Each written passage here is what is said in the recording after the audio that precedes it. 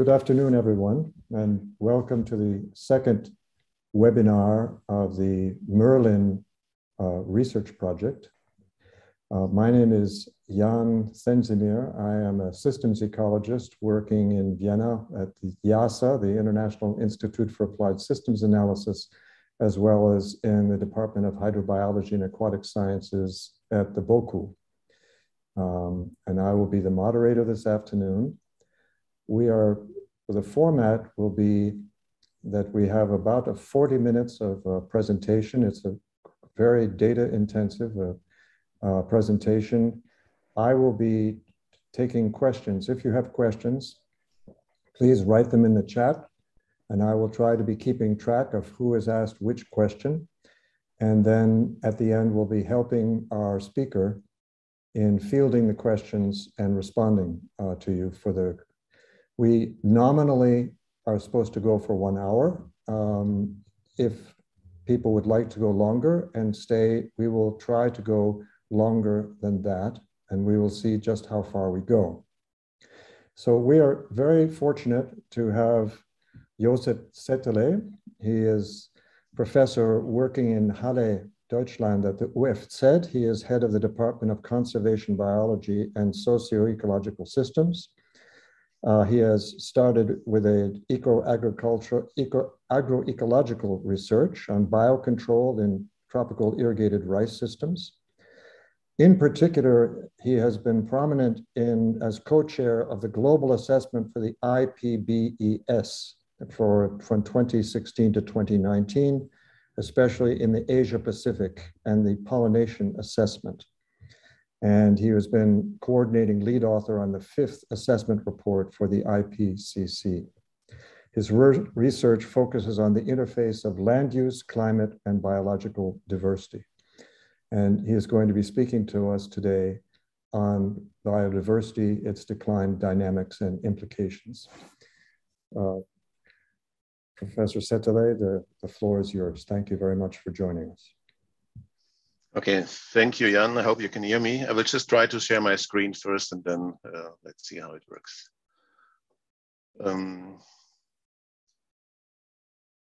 Maybe you can just let me know what you can see. Is it shared, or is it the is it okay? Is the full screen? You're still at not at full screen, but it shows. Yeah. There it is. Now it's full screen. Okay. So thank you very much for the introduction. Nice to be here. I'm also of MERLIN in work package 4, working on the link to this intergovernmental processes. And today it's mainly, I will talk about the insights from the IPBES and IPCC processes. I focus on IPBES, which is the official way of saying it, IPBES. So it's a kind of, let's say, agreement to call it IPBES, which is the Intergovernmental Science Policy Platform Biodiversity and Ecosystem Services. That's the one here. And I was working for this, Jan said before, also as a co-chair of the Global Assessment, from which I will bring some insights on the results, but also on the process and on the outreach. So it's more a kind of background information talk rather than having detailed scientific results.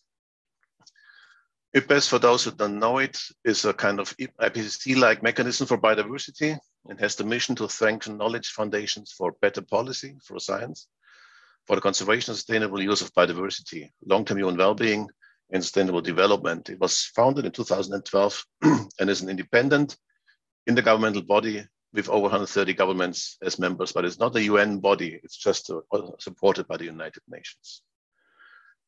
As said, I want to present some of the main findings of our global assessment, which was launched in 2019 in May, so it's not nearly 3 years ago already. And I think many of the main statements are also become known in the broader public. So what we did here was a kind of global assessment of ecosystems. And one of the statements, or the key statements, was that the biosphere and atmosphere upon which humanity as a whole depends have been deeply reconfigured by people. We also say that 3/4 of the land area is significantly altered. 2/3 of the ocean area is experiencing increasing cumulative impacts, and more than 85% of wetland area has been lost ever since man, let's say, spread across the planet. We made an assessment of the development of ecosystem services in the last 50 years, since 1970. and looked at 18 categories, which have been also called nature's contributions to people in the context of IPBES, but different, let's say, philosophies, services, or NCPs. I use the services because it's more European way of looking at it. And then we looked at all these different elements here, these different units. And we can see that in most cases, there was a decline in the ability of nature to provide the services to mankind. Sometimes it was a very steep decline, sometimes it was a kind of decline, and in few cases, it was a kind of increase. For example, in the field of energy or food and feed, we have more carbohydrates to feed upon.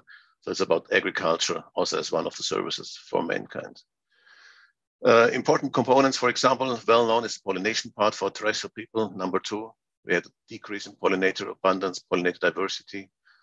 It's also important, for example, regulation of freshwater quantity and quality are both decreasing, if you link it to the MERLIN topics, of course. And further down, you can see what number 1 to 10 is mainly regulating services. Then we had those which are more supporting, which is energy and food. And then we have the cultural ones, which is about learning, inspiration, for example, about psychology, about supporting identities. And of course, the integration of all of it is the maintenance of options for the future, which is heavily, let's say, declining, also due to the loss of phylogenetic diversity in nature, in our surroundings. We also had to look at the species and how they develop, the extinction and the threatening. So more species of plants and animals are threatened with extinction now than at any other time in human history before. We have used this IUCN data and others, and you can see here, for example, the estimated percentage threatened is this reddish element here. It's quite different, different groups. For bony fishes, it's around below 10%. It goes up to, let's say, more than 60 in the sea cards, or let's say more than 40 in the amphibians. We looked at the global scale, also at decline and how it develops, the extinction rates. For example, here for vertebrates, the groups where the knowledge is quite good. We had the increase of extinction rates, cumulative percent of species that became extinct here. You can see the amphibians have reached 2.5%, which is 150 species out of 6,000, which we roughly have on the globe. The background rate is the grayish bar. That's 0.1 to 2 extinctions per million species per year, which is the, let's say, geological background rate of extinction of species. You can see that we have really, let's say, increased the speed of extinction quite dramatically. In summary, we make the statement that global extinction rate is at least tens to hundreds of times higher than it has been on average over the last 10 million of years. We also had to look at the local varieties and breeds of domesticated plants and animals. It's kind of, let's say, the agro-biodiversity component, where we also have quite some declines. So some varieties are extinct, and some breeds are extinct, some are at risk, and only a few are not at risk. It was also one other component. And we had a big look also, a close look also into the issues of contributions of indigenous peoples and local communities, about knowledge, innovations, practice, and institutions. And in this context, if you focus on Europe, we look especially at the creation of new ecosystems, which means creating cultural landscapes with enhanced habitat heterogeneity. That's a typical area in which we used to live and where our biodiversity is in. So it's the terrestrial as well as the aquatic one, at least in the creeks and the rivers. So it's heavily impacted by man for a long time already, and there's a long time of evolutionary history behind it. What we also analyzed in the assessment was the progress towards the Sustainable Development Goals for those targets which are in close relation to nature. And some of them have close relations, of course, life on land, number 15 at the bottom. And here you can see each symbol represents one of the targets. And you can see that in many cases, there's a poor and declining support of these SDGs. In some cases, there's partial support, but there's no case where it was a very positive support of these SDGs. So we tried to analyze the literature out there in this respect. And this shows that we are really very far from track on the things we have agreed upon as mankind to work for. We also had a look at the Aichi targets, which are the biodiversity targets. Here again, each symbol represents an element of the targets. You can see along this driver pressure state impact or benefit implementation line here, you can see the progress towards the elements of each target is either poor or moderate, and in only very few cases it's a good progress. For example, we are quite good in invasive alien species, at least in the, let's say, the strategy, how to, let's say, fight them. We are good in protected and conserved areas as far as the delineation of areas is concerned. much less so the management of the areas. We have made progress in access and benefit sharing, and we are quite good in strategies and action plans, but that's more the theory part. But the implementation is still very weak in most cases. We also looked at global interactions, so just a kind of a snapshot here. We stated also that consumers do not pay for the true ecological and social costs of the goods they demand, and that most consumers are not even aware of such costs. As a, let's say, big summary of the entire assessment, we said that we have dramatically reconfigured the fabric of life of the planet, and the world is becoming much more interconnected, yet increasingly unequal. An analysis of the relative importance of different drivers was also conducted here. The direct drivers, which is the ones shown here, which is for the different biomes, terrestrial, freshwater, and marine. We look at the relative impact of these drivers, and they are, let's say, headed or led by land and sea use change. That's for the last 50 years, by the way, followed by direct exploitation, then by climate change already now, pollution, invasive alien species. But it's different in different biomes. You can see, for example, in the marine setting, you have a strong dominance of direct exploitation, which relates to fisheries, of course.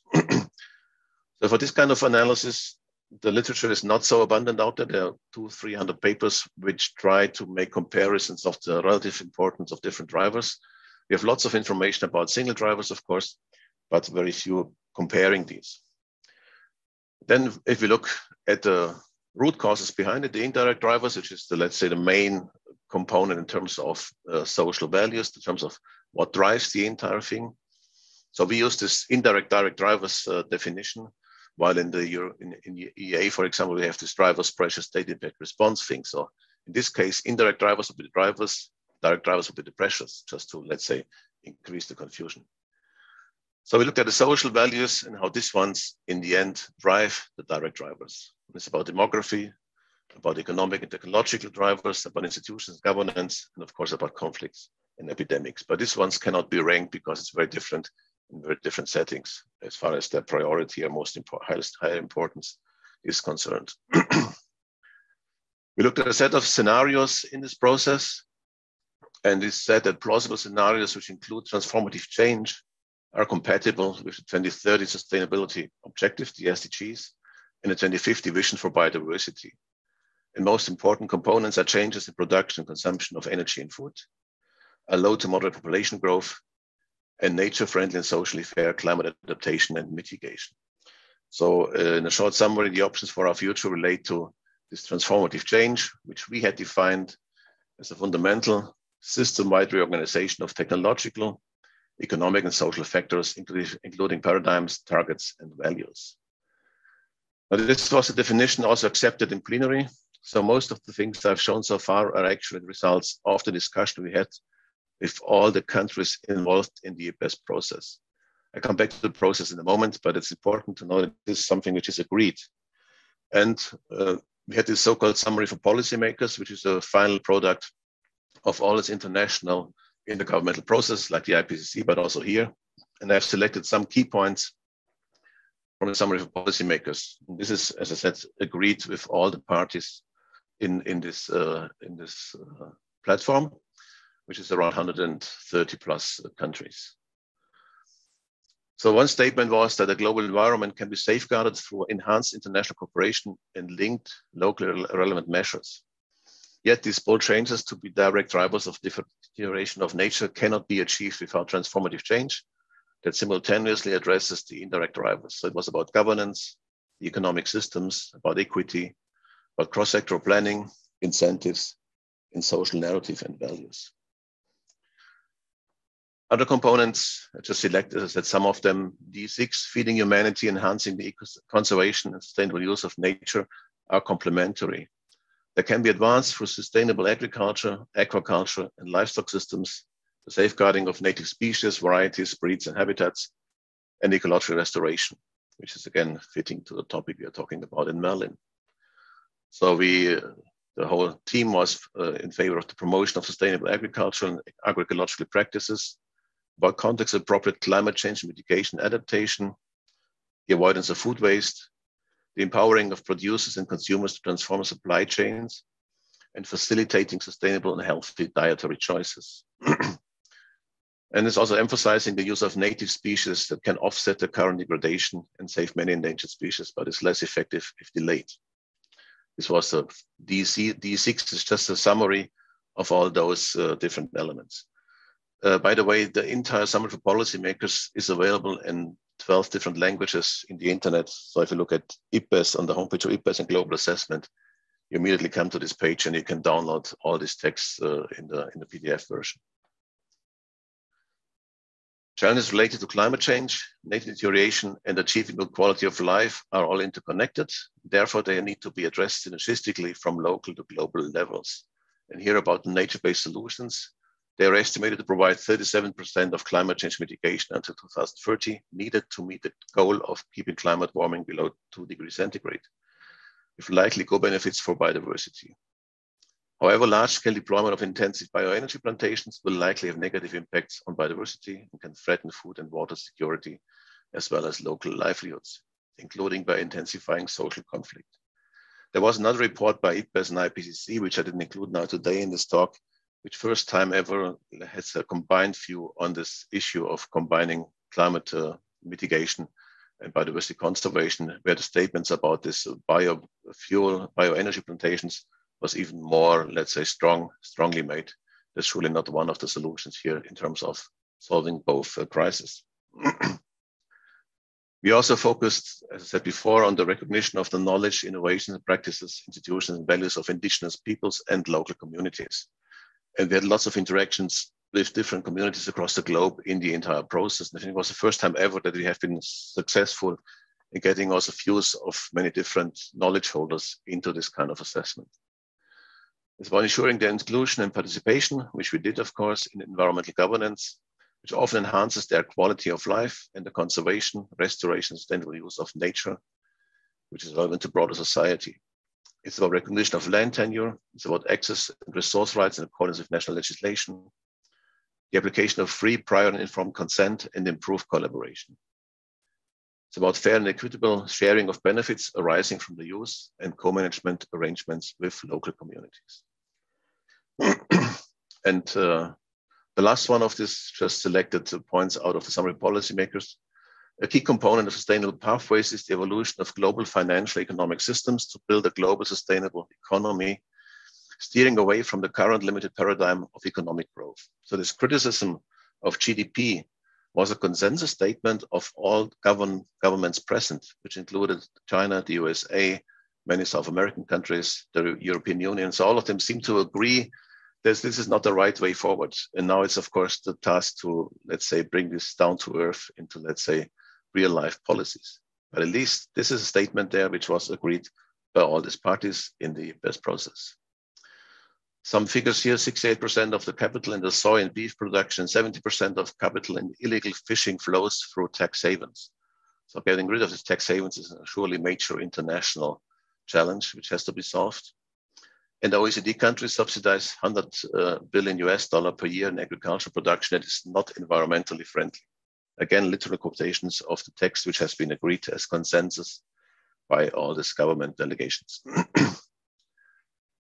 I think I had this before, so let's go to the next one. We had this transformative change also summarized in a figure, which again shows this indirect, direct drivers on the right-hand side of the top. You can see it here.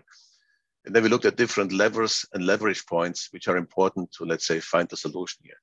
I don't go into detail here, but it really shows all the aspects. Most of them I have mentioned already previously in the last minutes, which should help us to really come into this transformative pathway, which at least in theory is agreed by this global community. Now let me take a few words on the uptake of the global assessment since 2019. So immediately after this assessment was published, there was the launch, of course, in Paris. That was in the UNESCO building in Paris in 2019. It was May 6th. We have been sitting there with 700 people online and around 80 press people in the room, presenting our results and discussing with the press. Nice impression was this one here. So I was just sitting there. There was taking a picture taken from a colleague from the Zeit in Germany, while he asked me a question. He was sitting there and watched me how I answered this question. That's the way how he looked at me in this process. So that was that was sent to me by a WhatsApp, I think, at that time, right after this press conference. It was Fritz Habekus from that side. Those who know him, at least from literature, you might know him. He does a lot of things in the context of nature. It was the uptake in the press, which was quite amazing, actually, across the globe. A big issue was the 1 million species we estimated to become extinct in the near future or in the next decades if we don't counteract. It was one of the figures, which was there 1 million out of an estimated 8 million. We can discuss about the number of species, but this is at least 1 out of 8 is threatened by extinction if we don't counteract.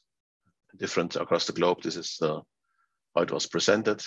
We had more than 39,000 articles in the press in the first 2 weeks already, in more than 163 countries and more than 45 languages. So the uptake was enormous. And so I was somewhere stopped in the outreach activities. So we had a lot of, let's say, uptake, as I said before, also in policies. It was also picked up by the World Economic Forum in Davos, and biodiversity and climate change have been highlighted as 2 of the most important threats also for the future on the global and also on the economic scale. So it was quite a success, I would say, and it's also was, let's say, ending up in many politicians' mind, at least. It was there. But still, of course, it's a long way to have the implementation of all the results. So what the last part would have been of my talk and will be now is just some impressions on how these things are done, how it comes into existence, so the making of such an assessment. So first of all, the team involved was around 150, let's say, lead authors or core authors, supplemented by more than 300 contributing authors. So it was nearly a team of 500 people working on this document for about 3 years in a row, which was quite intense. And this here you can see the spread about social scientists and natural sciences, still dominated by natural scientists. Male and female relation was 2-to-1 roughly, which is still a long way to go, but it was already improving compared to other assessments before. This was the team of people, the core team of 150 people who worked on this document. As I said, for 3 years, there have been different versions, different order drafts, so zeros, first and second order drafts, and finally the whole document and the summary for policymakers. And all of them went through intensive review processes. So in the entire process, we had around 20,000 review comments, which we had answered and which are online. You can also look at every single comment received on each of the versions we had. So the task is also to respond to each comment you receive from reviewers and to also make this public. But also the questions and comments of reviewers are made public, which is quite important in terms of how people write, how the writing style looks like. Here, we integrate lots of different knowledge sources. It was a co-produced summary of policymakers. On the right-hand bottom side, it's the core process with the greenish arrows where we have the review editors, we have the secretariat, all the authors and fellows, all the chapter scientists, etc., who contributed this one, and then all the other, let's say, groups and actors around this field of biodiversity and ecosystem services. And then we had the defense of the summary policymakers in Paris, 2019 in June, in April and May. There was the 3 of us as co-chairs. It's Eduardo Brondicio, Sandra Diaz, and myself sitting there here on the stakeholder meeting. It was a meeting before the official start of the negotiations of the text, and also sitting there in plenary just before it started. But the impression you have is there, you sit in front, and then you go through the entire text, which is around 40 pages, word by word. That's how it looks like. You have a Word file in front of you, and then you discuss each single sentence and receive the comments of the plenary of the delegations.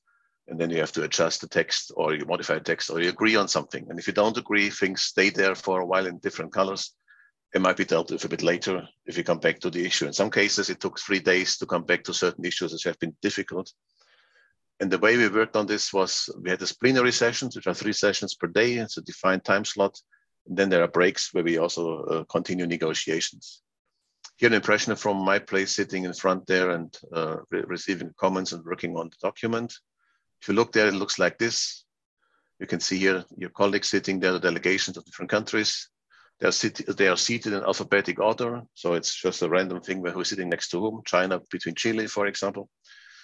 And that's how you see the interventions of the partners of the delegations. So each microphone has a country behind the microphone. So here, for example, Spain and the United States have been the next ones to talk. And the other one had been talking before was, for example, New Zealand. I just took this picture of my mobile phone from the front, so that's why the quality is not that high.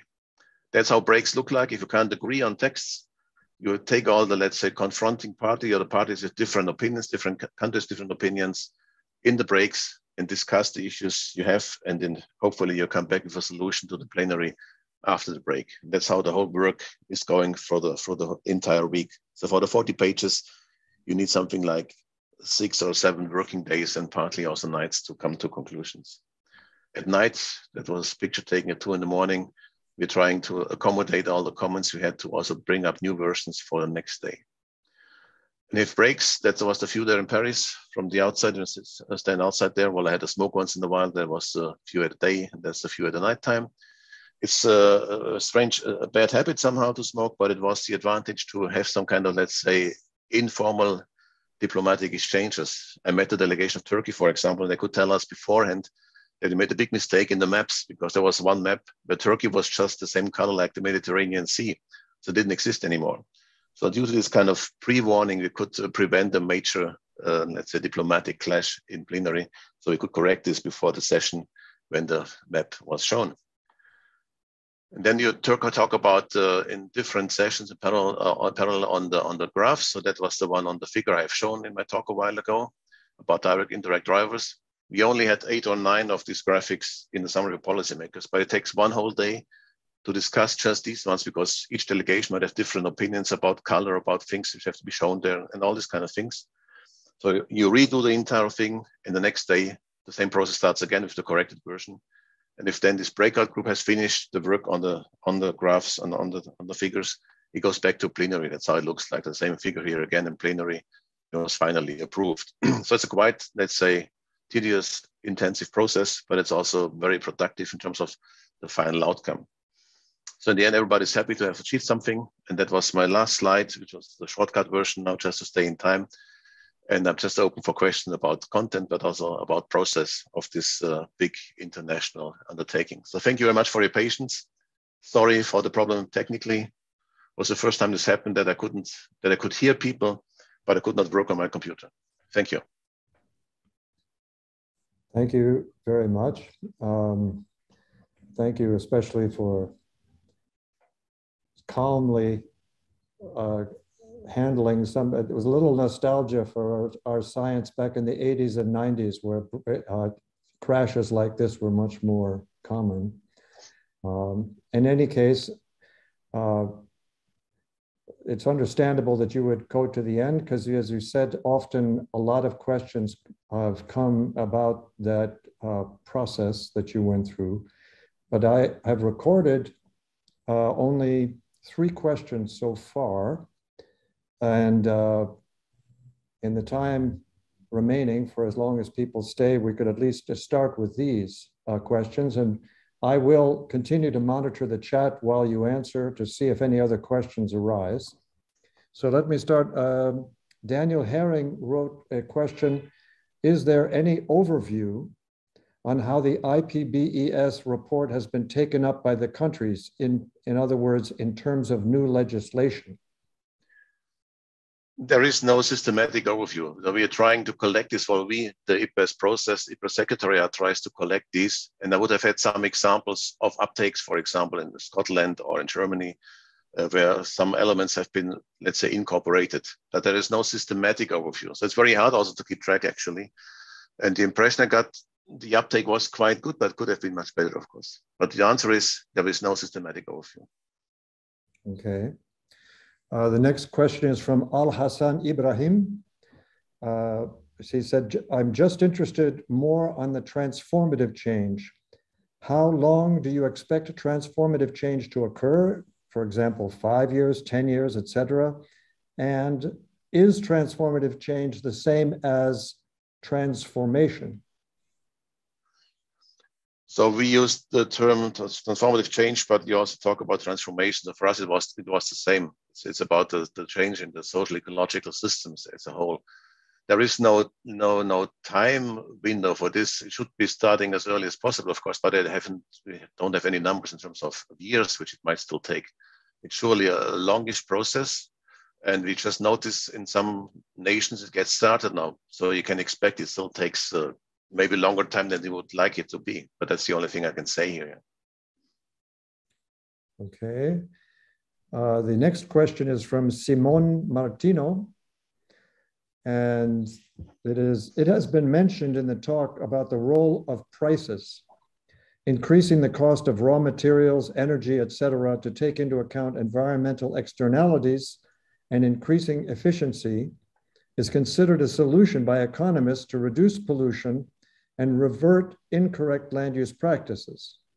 However, when the cost of energy increases, we decide to produce more energy from unsustainable sources, such as coal. If we increase the price of food, we risk excluding from food millions of people, etc. Has IPBES discussed these aspects? Yeah, the entire process was discussing this because it was all about these issues about prices and about how to, let's say, modify economies. So in the end, we made these recommendations that the internalization of costs is, of course, an important component. But this also only works if it is done across the board. I mean, if everybody, let's say, more or less follows this example. Otherwise, you have to, let's say, inequality in the way the prices are developing. And then you might create this, let's say, huge differences between different countries, for example, and different ways of how to producing food. So in the end, it's all about having the prices in such a way that they, let's say, represent the costs, really the costs, the environmental costs. And I think that if you have, let's say, for example, the issue of having food which is cheap or expensive, that's a matter of how you set other priorities also in your, let's say, governance. So, for example, compensating for the poorest for higher prices in food is surely an important component to balance this off. But if you just continue not pricing in the costs, the costs in long term get much higher. So that would be my take on it. It was discussed, and I'm not an economist, so it's mainly economists share who talked about this. There were quite a number of these involved in the process. It was discussed, it was controversial, but it was also consensus that we have to move in a direction of integrating costs and not externalizing the costs. We just have another question now put into the question and answer box. That's from Tineke Troost. Very interesting presentation and impressive analysis. Did you feel you had to make too many compromises in the formulations of the conclusions during the diplomatic process, which I would note has been a criticism of the IPCC, that the scientists felt that there was too much science lost in the negotiation with the national policymakers? So your last statement, Jan, I think this was how it was put into public, but I completely disagree that scientists have sacrificed at least maybe more than maybe 1% of the content. If it is high, I think the number is very low by experience. So the thing I have experienced is, well, first of all, the process is the idea of a co-production between both sides. It's not that we just present our results and then hope that they agree. They also, all the governments are involved in the entire process. You have this kind of review grounds, which are not only scientific reviews, but also reviews by governments, by politicians, whoever it is. The only point is that it's not anonymous. So all the comments have to be put in by name, and then you deal with these ones. So we jointly developed this. And in the end, I would say most of, if not all, most of the negotiations mainly had the aim and also the outcome that the text was, let's say, more understandable for the non-technical reader. So we had statements, for example, from certain delegations that, okay, this sounds great, but maybe we phrase it differently so that my minister can also understand what you're saying. So it's mainly about, let's say, finding the right wording in terms of being understandable. So I would say what we lose is, maybe we lose 1%, something like this in content. And some things you really negotiate and you sacrifice. So for example, just in our process, we had discussion on the issue of criticizing GDP, for example, which was, we haven't been expecting that it was really acceptable, but it was actually. And on the other hand, we, for example, then sacrificed, also to give in some cases, we sacrificed this, the gender topic in this way, that we mainly talked about women and girls, not about gender, for example, in some contexts, which wasn't, let's say, asked by some of the countries.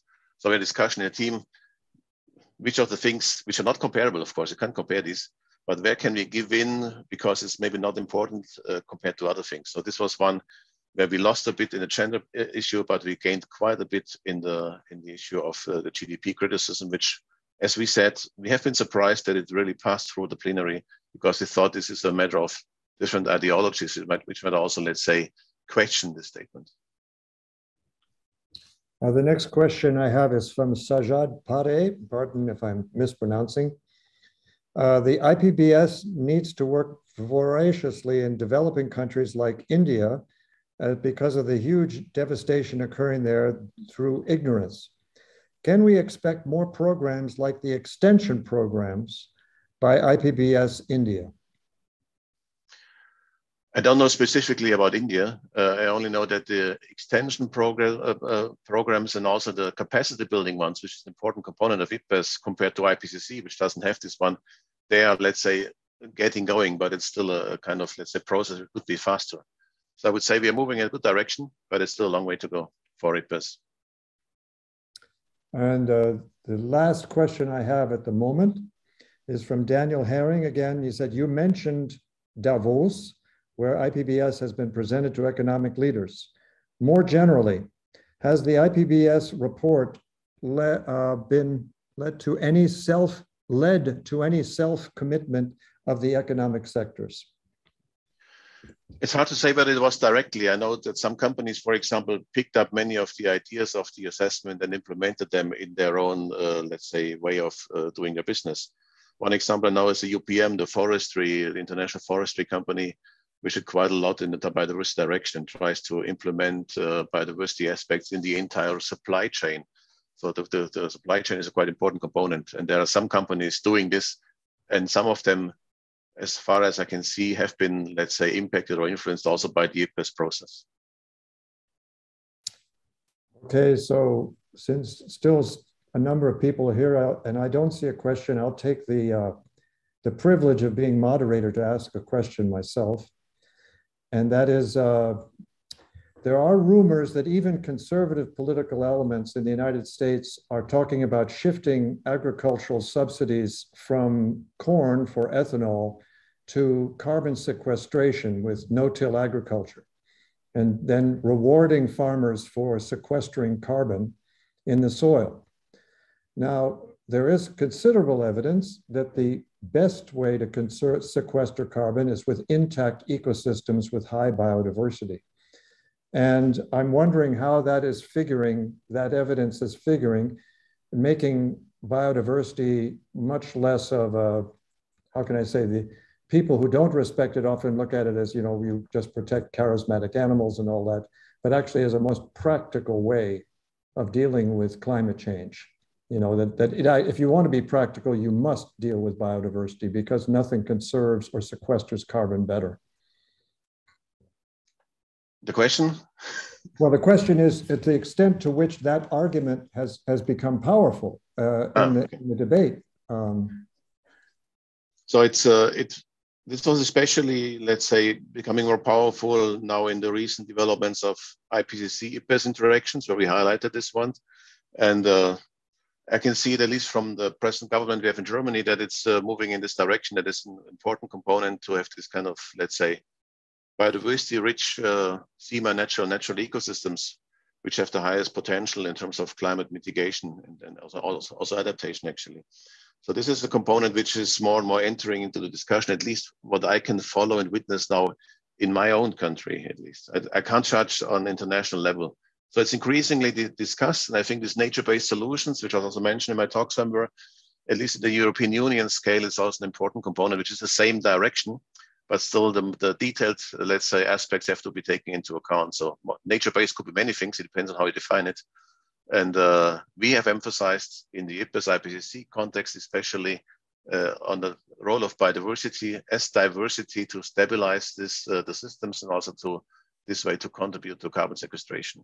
Also the wetland topic, let's say the rewetting of wetlands, for example, is another one which goes in the same direction. Someone is asking if I dealt with the question of Tom Boyce. Pardon me, it doesn't look like I did.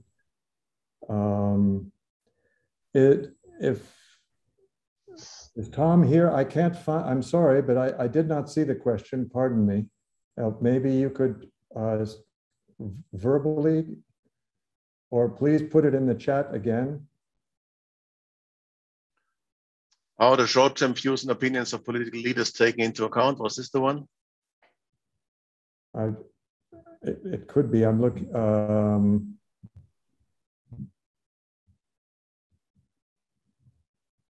Oh, yes, excuse me. That must be it. Thank you.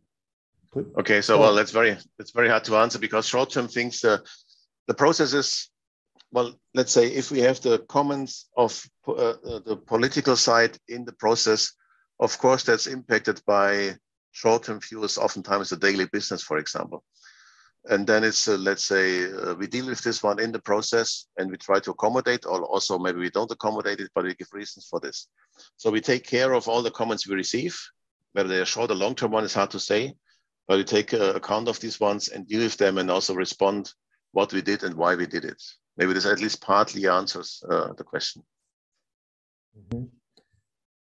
Well, we have run overtime officially. At the moment, there are no further questions. Thank you, everyone, for attending. Thank you for your questions, and we look forward to the next time when we will convene. Thanks a lot. Bye-bye. See you in 4 weeks' time, hopefully.